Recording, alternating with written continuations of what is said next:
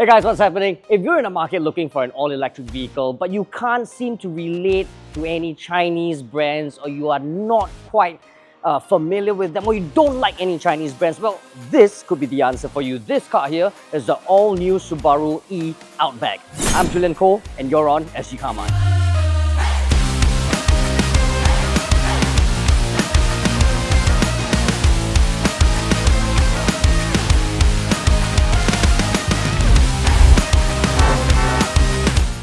If you're thinking of trading in your car for the Subaru E-Outback here, why not try selling it with Quotes instead?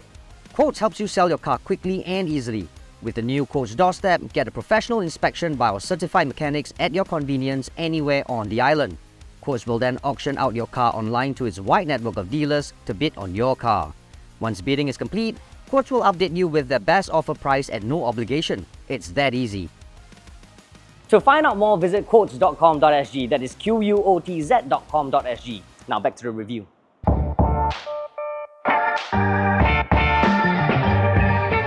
Now this is of course the bigger brother to the all-electric Subaru Solterra, who happens to be the twin of the Toyota BZ4X. So this car obviously also has a twin, and that will be the BZ4X Touring, a car that's supposed to be launched soon. Well, Toyota sort of gave us a preview last month. It's not officially out yet, so for now it'll be this car. Now here up front, you get this 6-star emblem, of course Subaru's emblem. Just another fun fact, nerd moment for me.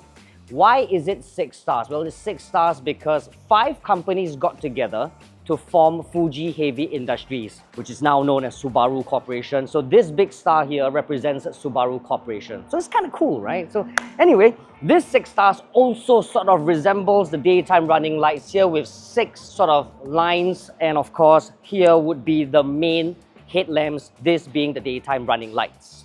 Now at the side, you'll see a lot of plastic claddings all around here, as well as bottom portion here, as well as this portion as well. So it breaks up the entire color.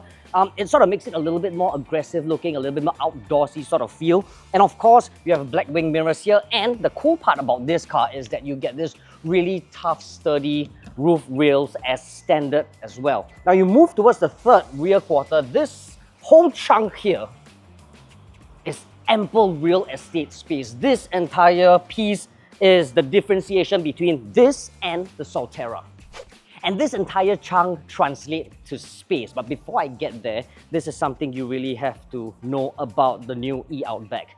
Obviously, you have the logo right here, just to tell you how special this car is. And also, the one that I really want to highlight is this entire strip here. I mean, yes, the taillights span the width of the rear, but unlike the rest of the pack, the word Subaru is actually illuminated. It kind of reminds me a little bit like the all-new Porsche Cayenne SUV, so it's kind of cool. I think that's a very, very nice touch. Now, for the part that I really want to highlight is the space of the hauling, or the space of the boot rather. So, this is 619 liters, and I say that because see how the format is different. The configuration is 2 different configurations actually. So now I'm actually sliding the door or the cover underneath. It still passes the anti-trolley length test as well as the luggage test, but what I really want to show you guys is this right here, this right here, this right here. It happens. Take this out. 380 liters worth of hauling capacity of usable boot space. 480. Filtered words. And now back to your regularly scheduled program. I can actually lift this up, right, and put it on the upper layer so everything is now level. Now in this configuration, it is 595 liters. Still ample, still crazy, a lot of space here. But the best thing about this part is it's not just about space, it's also very functional because you have hooks here, here, as well as here and here. And if you want to knock down the rear seats, well, all you have to do is just whoop, and it falls flat. Very cool, very functional.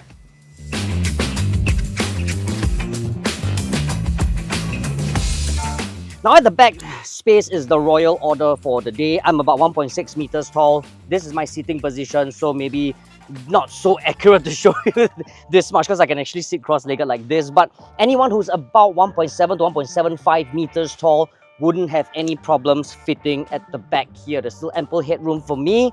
And also, when you move to the center, which causes you to be slightly elevated and just slightly less comfortable, you still have a lot of leg room here. You can definitely fit 3 with no problems whatsoever. And if you feel like this isn't the kind of angle that you want to sit, fret not. What you can do is just recline it a little bit like that. There you go. That feels really comfortable. It feels like the perfect car to go up north or go for some road trip. For hours and hours of drive, this would be perfect. Now, you also have magazine holders, the kind that's really properly done. Full leather behind. You can sort of even stuff your phone inside here, no problems whatsoever. You have aircon vents here, thank God, it's godsend, weather is crazy. And you have 2 USB-C ports here. You have weirdly heating seats, but I don't think anybody will use this. If it's ventilated, it would have been perfect, but this not so much. This here, 2 cup holders and 1 sort of like a vertical slat here, which I assume you can just put your phone like this as such. Otherwise, you can just do it like this or like this.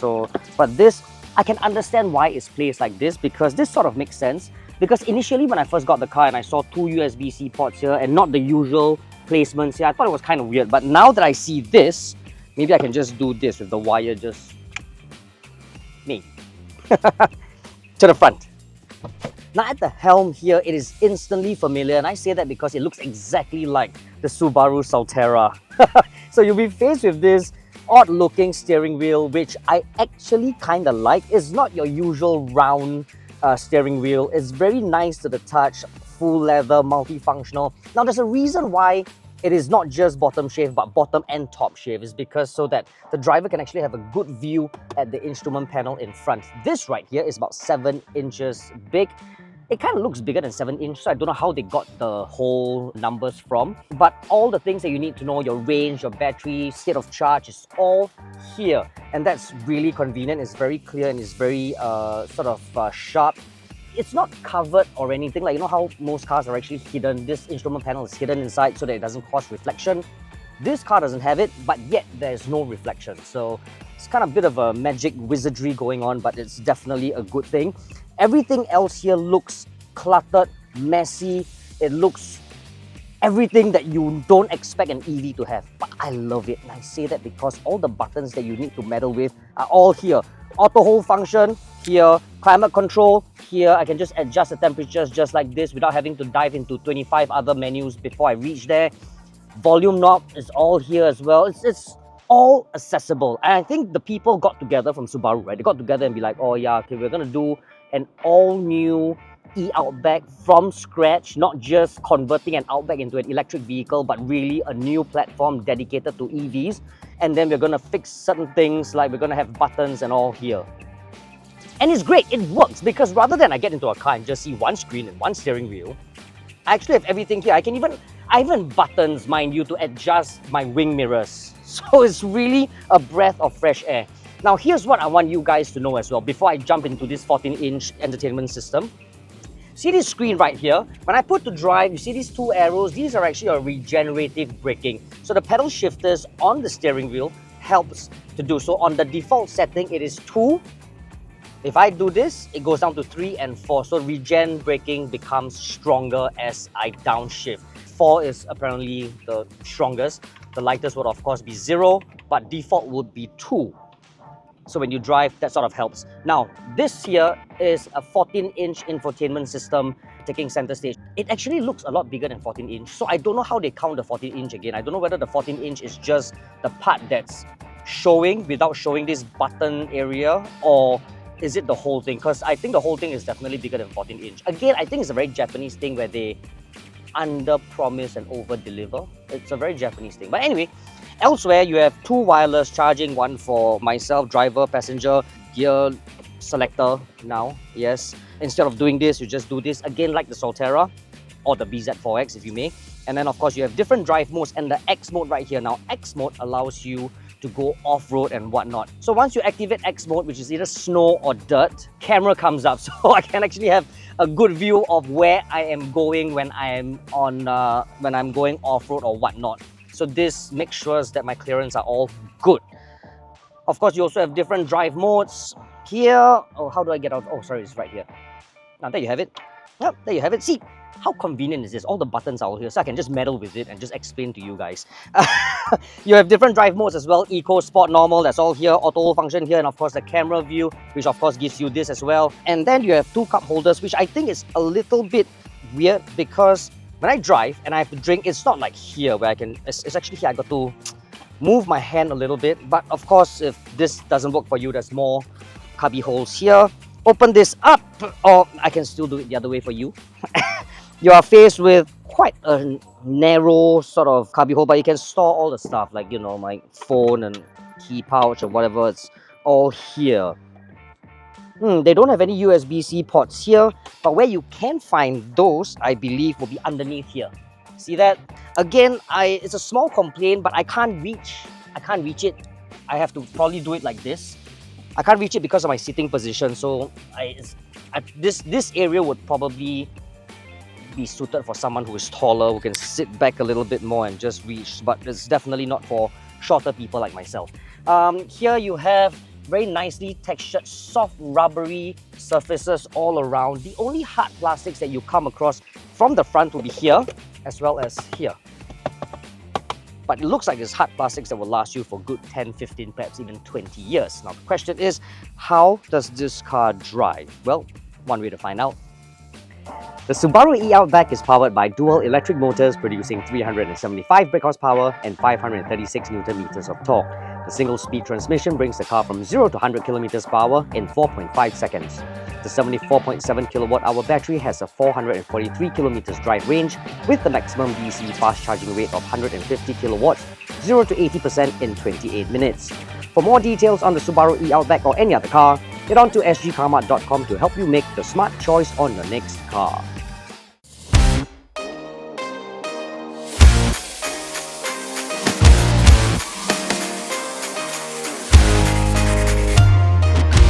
There's something very appealing about the Subaru E-Outback, and I say that because unlike Chinese car makers where they prioritize aesthetics and beauty and functions of all the minimalist sort of interior, Subaru sort of does things slightly differently. It focuses on the driver, and for someone like me who really appreciates a car that's driver-centric, this is, I have to say, a breath of fresh air. First and foremost, the suspension is very well sorted. It's not like some Chinese car makers where it can feel very flimsy and very squishy.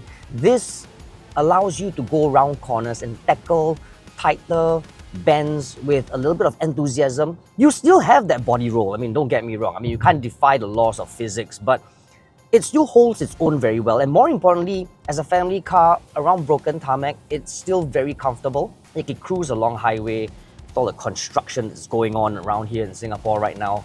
It works. It soaks up everything very well. So it's the kind of car that's perfect for the family, and yet for the driver, it feels fun. I know it's crazy to say that. I'm not really an SUV kind of guy, but yet this car has that sort of communication between machine and man. And it also has to do with the steering wheel. The steering wheel is actually very communicative. For an electric vehicle, this car feels different. I've been driving this car several days now. I've been trying to find fault with this. It's difficult because this car shrinks as you go. It's quite a sizable car, it's quite long, and I'm always very cautious when I drive bigger cars because I don't know about you guys, but I'm always looking at my side view mirrors just to make sure that I'm in my lane. But not the E-Outback. I'm not really concerned about that. I'm still driving it like as if I'm driving a hot hatch or a sedan at best. So it handles itself very well. It shrinks as you go along. It's very functional, it's very communicative, and best part of all, it is not slow. Now this car has a dual motor setup. It shoots out some 375 brake horsepower and 536 Newton meters of torque. So it finishes the Century Sprint in just 4.5 seconds. Now 4.5 seconds, in the past, it's probably supercar range, but now, well, you know, with electric vehicles, I think it's kind of becoming the norm. And this car You can actually tell people, well, I'm driving a Subaru E-Outback that's as fast as a supercar. How cool is that? Well, you can actually race a supercar if you want to with this car. So it's really quite quick. It's not any slouch. It's not a slouch by any means. So what you really have to know about this is that quite close to the Solterra. Solterra has got a 73 kilowatt hour battery. This comes with a 74.7 kilowatt hour battery that's good for about 440 kilometers worth of range on a full charge. When I first got the car, I had 446 kilometers. So I think it's kind of like a Japanese thing, you know, where they, under promise and over perform. It sort of feels that way. It's a very Japanese thing, I realize, but I'm actually getting more range than what's stated on the paper. I'm not complaining, of course, because when it comes to electric vehicles, range, if you ask me, is really a priority. So the big question is the Subaru E-Outback a will buy, won't buy, or go try? For me, it's definitely a will buy, but with a caveat. And I say that because this car will set you back 4,700 every year for the road tax. Now, unfortunately, in Singapore, electric vehicles are taxed based on power output. And because this car is so powerful, the road tax is absolute madness. So you got to pay an annual road tax of 4,700. Now, if you can afford that, this car is definitely a will buy. You have to try this car out. At point of video, which is like sometime in mid-June, this car is actually going for 215,800 bucks with COE, of course. So if you work it out, it's actually quite a competitive price. Just the road tax. To me, the road tax is a problem. But still, if money isn't a problem for me, this is definitely a will buy. So there you have it, guys. That is the review of the Subaru E-Outback. Hope you guys enjoyed the review as much as I've enjoyed my time with it. Please don't forget to comment in the comment box below and let us know what you think about the car. Are you going to pay $4,700 for your annual road tax for a car this nice, fun and cool? Or you're just gonna go like, nah, we'll go for something else? What are your thoughts? Also, you can follow us on TikTok. Our handle is @Sgcarmart. In the meantime, stay safe, be well. Ciao. Now the question is, how does this car drive? Well, one way to find out.